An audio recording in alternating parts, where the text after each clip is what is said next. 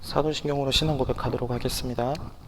전능하사 천지를 만드신 하나님 아버지를 내가 믿사오며 그 외아들 우리 주 예수 그리스도를 믿사오니 이는 성령으로 잉태하사 동정녀 마리아에게 나시고 본디오 빌라도에게 고난을 받으사 십자가에 못 박혀 죽으시고 장사한 지 사흘 만에 죽은 자 가운데서 다시 살아나시며 하늘에 오르사 전능하신 하나님 우편에 앉아 계시다가 저리로서 산자와 죽은 자를 심판하러 오시리라. 성령을 믿사오며 거룩한 공예와 성도가 서로 교통하는 것과 죄를 사하여 주시는 것과 몸이 다시 사는 것과 영원히 사는 것을 믿사옵나이다. 아멘. 중등부 예배에 오신 여러분을 환영합니다. 각자 예배의 자리에서 예배의 은혜가 넘치기를 축복합니다. 우리 다 함께 찬양하실 때 우리 예배의 자리에 생명의 샘이 넘치기를 소망하며 주님께 나아갑시다. 이곳에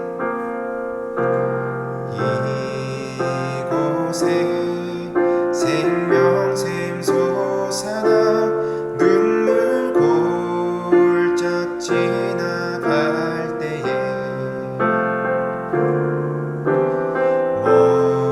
머잖아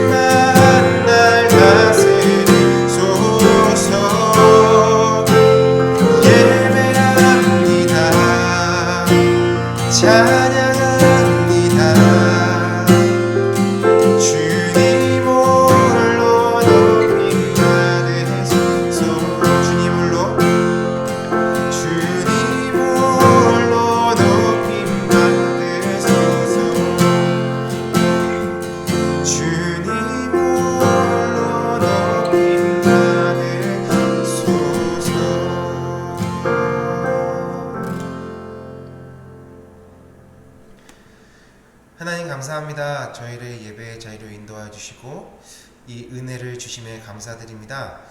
우리 각 예배의 자리마다 하나님께서 부어주실 은혜가 더 클 것을 믿으며 오늘 이 말씀도 집중해서 들을 수 있게 도와주시고 저희의 이 말씀이 오늘 이번 주를 살아가는 큰 힘이 될 수 있게 도와주세요. 우리를 살리신 예수님의 이름으로 기도합니다. 아멘. 네, 오늘 본문 말씀은 고린도후서 5장 17절 말씀입니다. 고린도후서 5장 17절 말씀. 제가 가지고 있는 성경은 291쪽에 있습니다. 고린도후서 5장 17절 말씀. 네, 다 찾으셨으면 같이 합독하도록 하겠습니다. 시작. 그런즉 누구든지 그리스도 안에 있으면 새로운 피조물이라. 이전 것은 지나갔으니 보라 새 것이 되었도다. 아멘. 오늘 말씀 제목은 큐티할 준비 됐나요? 라는 제목으로 말씀 나누도록 하겠습니다.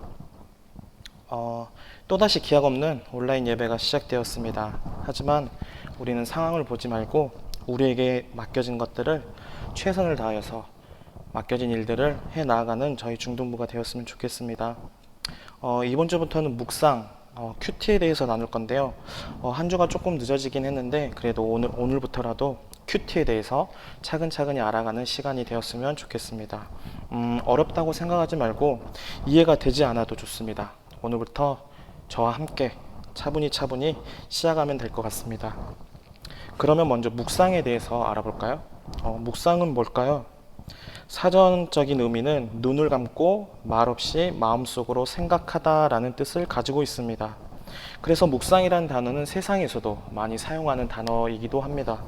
요가나 마음 수련하는 곳에서 묵상이라는 단어를 사용하는데요. 이때 사용하는 묵상이라는 단어는 마음을 다스린다라는 뜻을 가지고 있습니다. 아니면 잠시 심을 나타내고 마음을 다스리는 뜻으로 사용되어지기도 합니다. 그런데 우리가 사용하는 이 묵상이라는 단어는 단순히 마음을 다스리는 정도가 아닙니다. 평안을 얻기 위해서 묵상을 하는 정도의 수준이 아닙니다. 우리가 사용하는 이 묵상이라는 뜻은 우리 마음 가운데 하나님의 말씀을 새기고 하나님의 말씀에 귀를 기울이는 것을 의미합니다. 그리고 그 말씀에 순종하기로 결정하는 시간이기도 합니다. 그래서 묵상을 영어로 큐티라고 하는데요. quiet time이라는 큐티의 quiet time을 줄임말로 큐티라고 사용을 합니다. 조용한 시간에 하나님과 교제하기도 하고 그래서 큐티는 조용하고 한적한 곳에 큐티를 하기도 하는 것입니다. 제가 고민하다가 우리가 하는 묵상과 비슷한 느낌을 받은 것을 보았습니다. 바로 노이즈 캔슬링이라는 기능입니다. 요즘 좋은 이어폰에는 이런 기능이 다 있습니다. 이어폰에 나오는 소리 말고 주변의 소음들을 다 없애는 기능입니다. 제가 노래 듣는 걸 좋아해서 이어폰들을 많이 사용하는데요. 한번 노이즈 캔슬링이라는 이 기능을 사용해 봤습니다. 정말 신기했습니다. 정말 이어폰에 나오는 노래 말 말고는 아무것도 안 들리는 것입니다. 옆에서 사람이 말을 하는데 사람의 입모양은 보이는데 소리가 정말 들리지 않는 것입니다. 그래서 이어폰에 나오는 소리에 집중할 수가 있었습니다. 그런데 우리가 하는 묵상이 바로 이 노이즈 캔슬링과 같다라고 생각이 되어집니다. 하나님께 집중하기 위해서 주변의 잡음을 없애는 것이죠. 그래서 온전히 하나님의 말씀에 귀를 기울이고 온전히 하나님의 말씀만을 순종하는 그러한 시간이 되었으면 좋겠습니다. 이 노이즈 캔슬링 원리가 상세 간섭이라고 합니다. 주변에 주파수가 있으면 그것과 반대되는 주파수를 기계에서 보냅니다. 그래서 소리를 0으로 만드는 것입니다. 그렇게 되면 우리 귀에 소리가 안 들리게 되는 것이죠. 그와 마찬가지로 우리가 큐티를 해야 하는 이유는 우리 주변의 소음을 0으로 만들기 위해서입니다. 매일매일 하나님과의 묵상을 통해서 우리 주변에 들려오는 소음과 그 죄악들의 소리 가운데 하나님의 말씀으로 0을 만드는 것이죠. 이어폰을 빼어보면 다시 주변의 소음이 들립니다. 다시 하나님의 말씀과 멀어지게 되면 우리는 다시 고민과 걱정 가운데로 나아가게 됩니다. 그래서 우리가 매일매일 묵상을 해야 되는 이유가 뭐냐면 우리가 하루라도 묵상을 하지 않으면 우리 주변에 소음이 다시 들리듯이 죄의 유혹으로부터 다시 빠지게 된다라는 것이죠. 그래서 우리가 매일매일 묵상함으로 하나님과의 관계를, 하나님과 교제를 하면서 주변에 있는 소음을 영으로 만드는 작업을 해야 할 것입니다. 그래서 성경은 이렇게 기록을 하고 있습니다. 시편 119편 11절입니다. 내가 주께 범죄하지 아니하려 하여 주의 말씀을 내 마음에 두었나이다. 묵상은 단순히 하나님의 말씀을 생각하고 끝내는 것이 아니라 하나님의 말씀을 마음에 둠으로 하나님께 범죄하지 않도록 이끌어 준다라는 것입니다. 왜냐고요? 하나님의 말씀은 죽은 말씀이 아니기 때문입니다.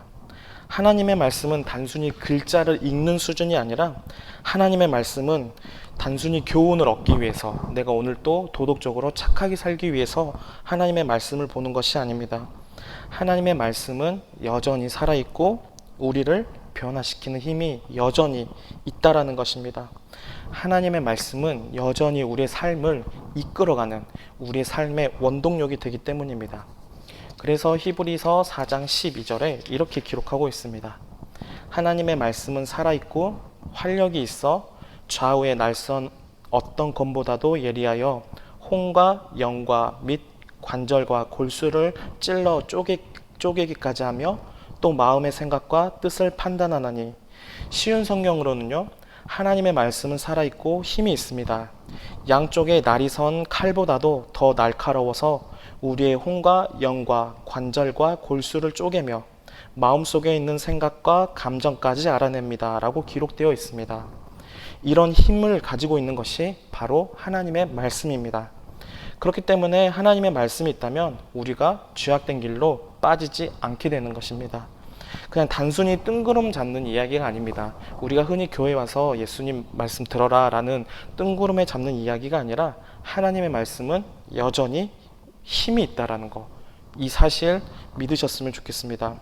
하나님의 말씀은 우리를 변화시키고 하나님의 말씀은 우리를 움직이게 하는 힘이 있습니다. 마치 어떤 물약을 먹고 힘이 나는 정도가 아닙니다.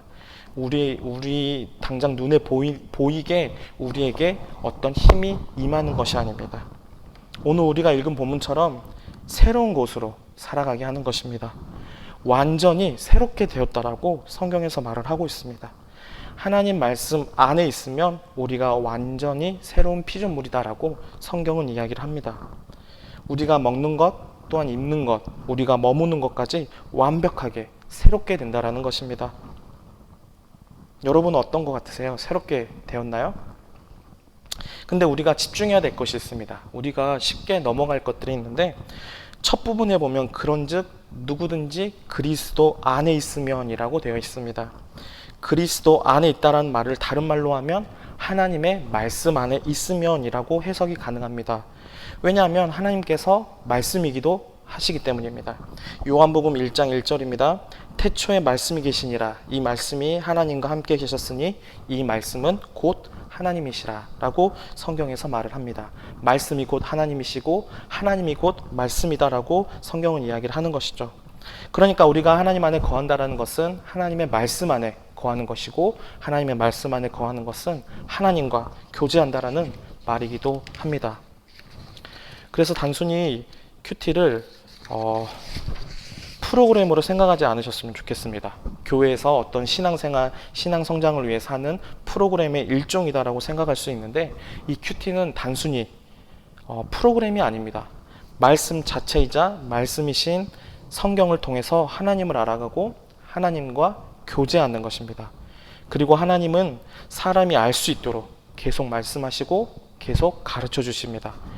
그래서 하나님이 어떤 분이신지 아는 것이 이 묵상의 이 큐티가 주는 유익이기도 합니다. 또 묵상은 어떤 숙제가 아닙니다. 큐티하는 것은 제가 앞에도 말씀드렸지만 하나님과 교제하는 것이고 하나님과 가까워지는 것이지 어떤 방학 숙제를 하는 듯이 하루하루 나에게 주어진 숙제를 해결하듯이 하는 것이 큐티가 아닙니다. 매일매일의 삶에서 하나님을 알아가고 매일매일의 삶에서 하나님과 교제하는 것이 큐티의 목적입니다. TV 프로그램 중에 골목식당이라는 프로가 있습니다. 백종원 씨가 나와서 골목 상권을 살려주는 프로그램인데요. 상권이 죽은 골목에 찾아가서 거기에 있는 식당들에게 비법도 전수하고 장사하는 방법도 알려주는 프로그램입니다. 그런데 거기서 자세히 보면 백종원 씨가 식당을 방문할 때 가장 많이 지적하는 것이 뭔지 아십니까? 식당이니까 음식을 평가할까요? 아니면 식당 위치가 사람들이 많이 지나다니는 곳에 둬야 된다고 말을 할까요? 아닙니다. 백종원 씨가 가장 먼저 지적한 것은 그 식당의 위생 상태였습니다. 음식을 하기 전에 위생 상태를 점검하고 음식을 하라라고 매번 지적을 하더라고요. 음식을 할 때 가장 기본이 되는 것이 바로 이 위생을 점검하는 것입니다. 위생 상태가 불량하면 아무리 맛있는 음식이 쉽게 상할 수도 있고요. 그 상태가 좋지 않으면 음식의 맛이 변질될 수 있다는 것입니다. 저는 이와 같이 우리가 묵상하는 것이 이 식당에서 위생 상태를 점검하는 것, 즉 가장 기초적인 작업이다라고 생각을 합니다. 우리가 하루하루 이제 살아가면서 신앙생활을 할 터인데 거기에 가장 기본이 되는 것이 바로 이 묵상입니다. 이제 앞으로 이 묵상 어떻게 할 것인지에 대해서는 다음 주에 나누도록 하겠습니다. 우리가 이전까지는 큐티에 대해서 몰랐고 이전까지는 큐티에 대해서 너무나도 어려워서 포기했던 부분이 있다라고 하면 우리 이번 주부터라도 같이 큐티에 대해서 생각하면서 큐티에 대해서 다시 한번 생각할 수 있는 시간이 되었으면 좋겠습니다. 찬양하도록 하겠습니다.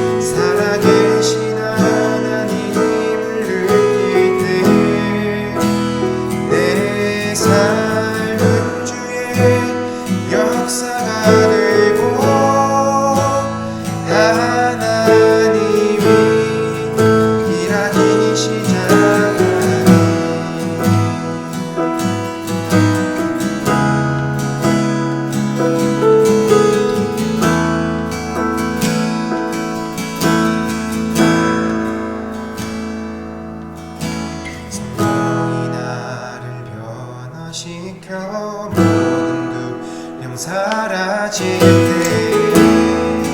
주의 일을 보았네.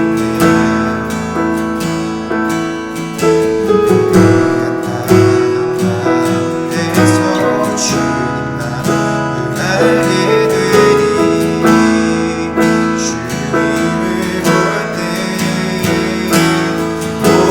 모든 시선을 주님께 드리고 살아계신 하나님을 느낄 때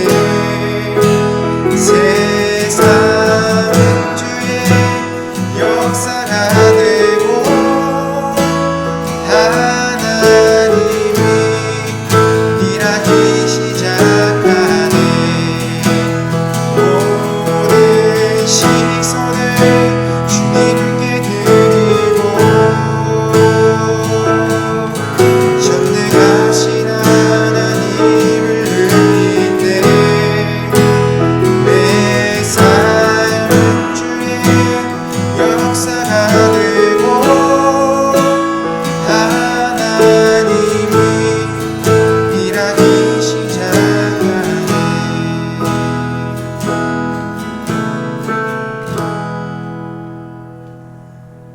주기도문하심으로 예배 마치도록 하겠습니다. 하늘에 계신 우리 아버지여, 이름이 거룩히 여김을 받으시오며 나라의 임하옵시며 뜻이 하늘에서 이루어진 것 같이 땅에서도 이루어지리다. 오늘날 우리에게 일용할 양식을 주시옵고 우리가 우리에게 죄 지은 자를 사하여 준 것 같이 우리 죄를 사하여 주옵시고 우리를 시험에 들게 하지 마옵시고 다만 악에서 구하옵소서. 대개 나라와 권세와 영광이 아버지께 영원히 있사옵나이다. 아멘.